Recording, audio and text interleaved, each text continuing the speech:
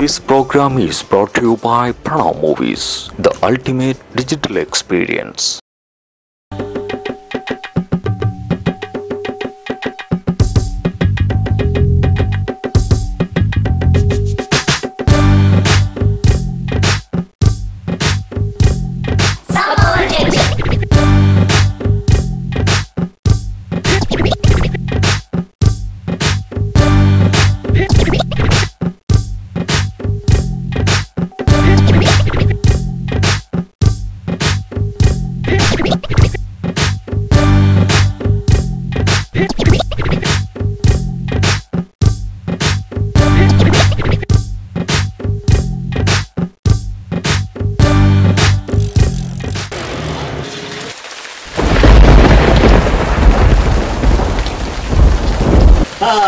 കണ്ടോ, പൊതുപ്രവർത്തകരായാൽ ഇങ്ങനെ തന്നെ വേണം. അവനവന്റെ പിള്ളേരുടെ ഭാവി പോയാട്ടെ. അയാളെന്തുവാ ഈ ധാർമ്മികത സംരക്ഷിക്കാൻ പിള്ളേർക്ക് വേണ്ടി മേടിച്ച മെഡിക്കൽ സീറ്റൊക്കെ ഓരോരുത്തരായിട്ട് അങ്ങനെ പരിത്യജിച്ചുകൊണ്ടിരിക്കുമല്ലയോ. അപ്പൊ ഈ പൊതുപ്രവർത്തനവും കൊണ്ട് നടന്നാലേ പിള്ളേരുടെ അഡ്മിഷന് വേണ്ട 10 തൊട്ടുണ്ടാക്കാൻ പറ്റുവാണ്.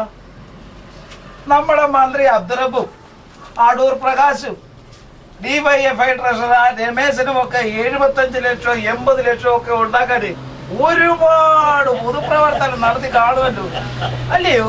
ഈ നാട്ടിലെ പാവപ്പെട്ടവന്റെ സമർത്ഥരായ കുട്ടികൾക്ക് ഗവൺമെന്റ് മെറിറ്റിൽ സ്വാശ്രയ മെഡിക്കൽ കോളേജുകൾ സീറ്റുകൾ നേടിയെടുക്കേണ്ടതിന് പകരം ഈ അടൂർ പ്രകാശും അബ്ദുൽ റബ്ദും എന്താ ചെയ്തത്? അങ്ങ് പരിയാരത്തും തൃശൂർ ജൂബിലിയിലുമായി അവനവന്റെ പിള്ളേർക്ക് സീറ്റ് തരത്തിൽ ഒപ്പിച്ചെടുത്തു. പൊതുപ്രവർത്തകരായാൽ ഇങ്ങനെ തന്നെ വേണം. ഓ, എന്തൊരു ജനസേവനം! എന്റെ സഹാവേ, ഈ അബ്ദുൾ റബ്ബും അടൂർ പ്രകാശും ഒക്കെ വന്നവർ ഇന്നലെയല്ലേ? കഴിഞ്ഞ 5 വർഷമായിട്ട് പറ്റുന്നത് നിങ്ങൾ എന്താ ചെയ്തത്? ഈ പരിഹാരത്തും ഈ ശാസ്ത്രീയ മെഡിക്കൽ കോളേജുകൾക്കും ഉണ്ടാക്കി സർക്കാരിന് കിട്ടേണ്ട മെഡിക്കൽ സീറ്റുകൾ ആ മാനേജ്മെന്റിൽ കവർ എടുക്കാൻ അവസരം ഉണ്ടാക്കി കൊടുത്തത് ആരാ? നിങ്ങളല്ലേ? CPM ഗവൺമെന്റ് അല്ലേ? ഈ പ്രവേശനം അങ്ങോട്ട് അടുക്കാറാകുമ്പോൾ ഒരു ലിസ്റ്റ് അങ്ങോട്ട് തട്ടിക്കൂട്ടി ഉണ്ടാക്കും. അത് കോടതി അങ്ങ് തള്ളും. ഫലത്തിൽ മുഴുവൻ സീറ്റും ആർക്കാ? മാനേജ്മെന്റിന്.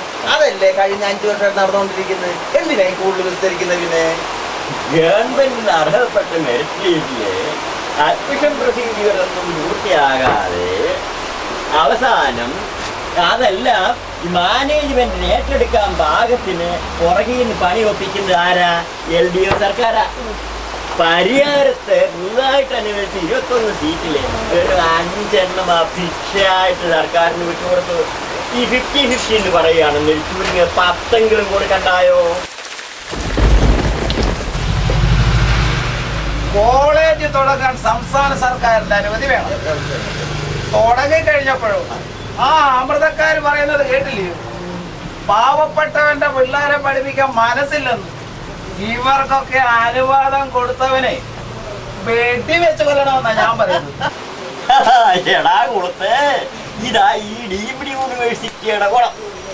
ആരെ വേണോ, എപ്പ വേണോ, എങ്ങനെ വേണോ പിടി ഞങ്ങൾ ഡോക്ടറാക്കാം. ഒരു കാര്യം, DYFI ട്രഷറെ മുന്നിൽ നിർത്തി ഈ മന്ത്രിമാരുടെ അഴിമതിക്ക് വെള്ളപൂശാമെന്ന് ആരും കരുതണ്ട. ഈ വിദ്യാഭ്യാസ മന്ത്രിയും ആരോഗ്യമന്ത്രിയും ഉയർന്ന ഉത്തരവാദിത്ത സ്ഥാനങ്ങളിൽ ഇരിക്കുന്നവരാ. ഗവൺമെന്റിന്റെ മെറിറ്റ് ലിസ്റ്റ് യഥാസമയം അതാത് കോളേജുകളെ അറിയിക്കേണ്ട ബാധ്യത ഇരുവർക്കുമുള്ളതാണ്. പക്ഷേ സ്വന്തം മക്കളുടെ തലവേദന നന്നാക്കാൻ നടക്കുമ്പോ ഈ പാവപ്പെട്ടവന്റെ കാര്യം ശ്രദ്ധിക്കാൻ എവിടാ നേരം?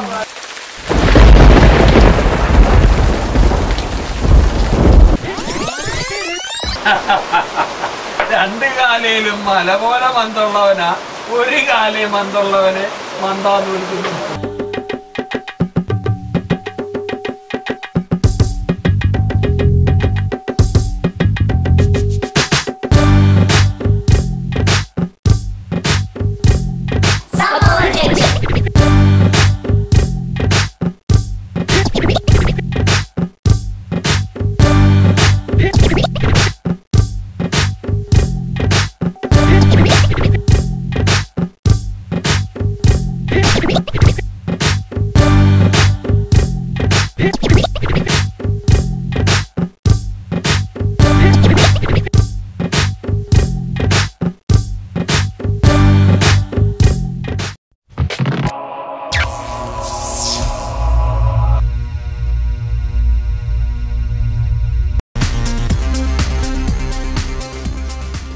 This program is brought to you by Pranav Movies, the ultimate digital experience.